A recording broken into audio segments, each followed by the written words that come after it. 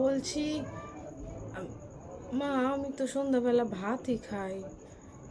আসলে আমাদের গ্রামের বাড়িতে তো সব ভাত খায়, মুড়ি খায়।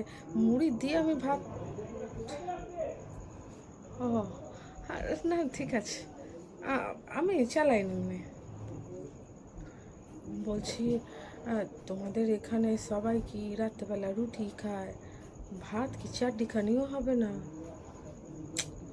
বলি, মা, আপনি তো রুটি করে নিছেন সবার জন্য।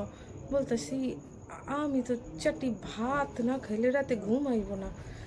আমি কি এই আধ কৌটা ভাত বসাই দিম?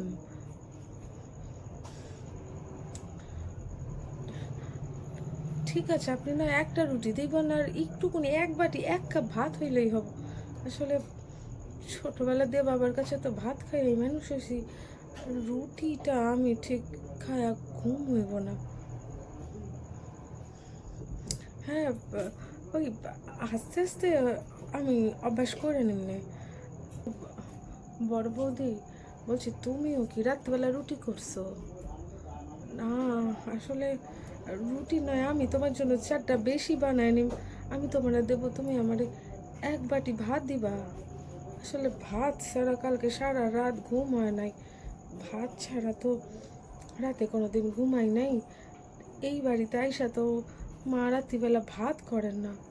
একটু, হ্যাঁ, আমি আমি আমি চারটে রুটি, তারপরে 6খানা রুটি বানাই দিম না, হইব নি?